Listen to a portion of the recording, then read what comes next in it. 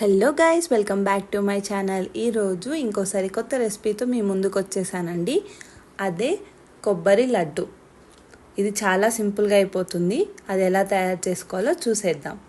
ముందుగా పచ్చి కొబ్బరిని తీసుకొని దానికి ఉన్న బ్రౌన్ పార్ట్ అంతా తీసేసి ఇలా చిన్న చిన్న పీసెస్గా కట్ చేసి మిక్సీ జార్లో వేసుకుంటామండి.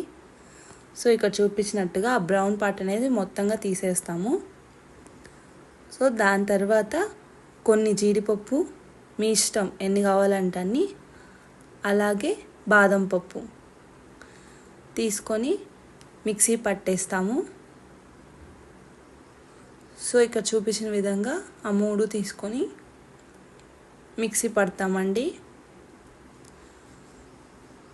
దాని తర్వాత ఇంకొక ప్యాన్ తీసుకొని, ముందు చూపించలేదు, కొద్దిగా గీ వేసి దాంట్లో డ్రై ఫ్రూట్స్ని రోస్ట్ చేసుకుంటాము.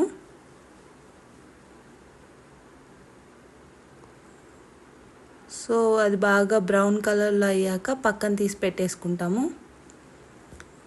ఆ తర్వాత అదే గీలో ముందుగా మిక్సీ పట్టుకున్న దాన్ని వేసుకుంటామండి. సో ఇక్కడ చూపించినట్టుగా దాంట్లోనే వేసేస్తాము. వేసి బాగా కలుపుకుంటూ ఉండాలి.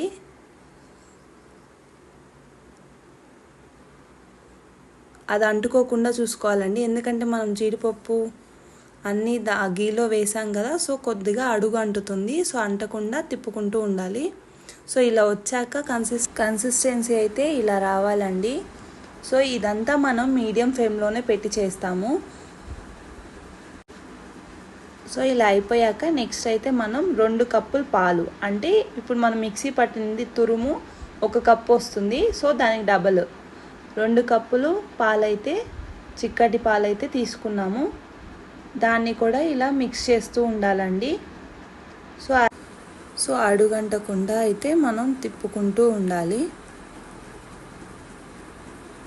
ఇలాగానే, లేదంటే ఉంటలు కట్టేస్తుంది. సో ఇదైతే కొంచెం తిప్పడం కష్టమే, కానీ దీనికి తిప్పుకోవాలండి. బాగా మిక్స్ చేసేసుకున్నాక మనం చూసారు కదా ఇలా వస్తుంది. దానికి మనం 1 కప్ అయితే షుగర్ యాడ్ చేసుకుంటామండి దీంట్లో. సో షుగర్ ప్రిఫర్ చేయని వాళ్ళు బెల్లం తురుమైన వేసుకోవచ్చు. సో వేసి మళ్ళీ బాగా మిక్స్ చేసుకోవాలి. సో నెక్స్ట్ మనం గీ వేసుకుంటామండి. గీ వేసి మళ్ళీ బాగా మిక్స్ చేసుకోవాలి.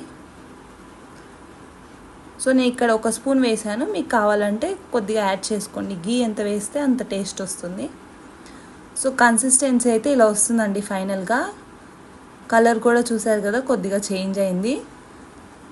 సో కన్సిస్టెన్సీ ఇలా వచ్చిందంటే అది రెడీ అయిపోయిందని అర్థం.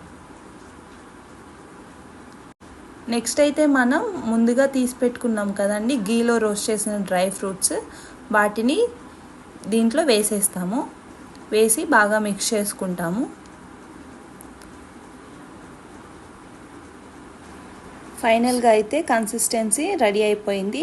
ఒక సర్వింగ్ ప్లేట్ తీసుకొని దాంట్లో ఇలా నీట్గా ఈ కన్సిస్టెన్సీని వేసేస్తాము. వేసాక కొద్దిగా చల్లారాక ఇలా రౌండ్గా చేసుకొని లడ్డూలాగా తినేయడమే.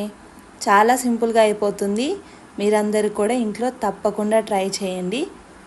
Thank you for watching. Please do like, share, subscribe to my channel.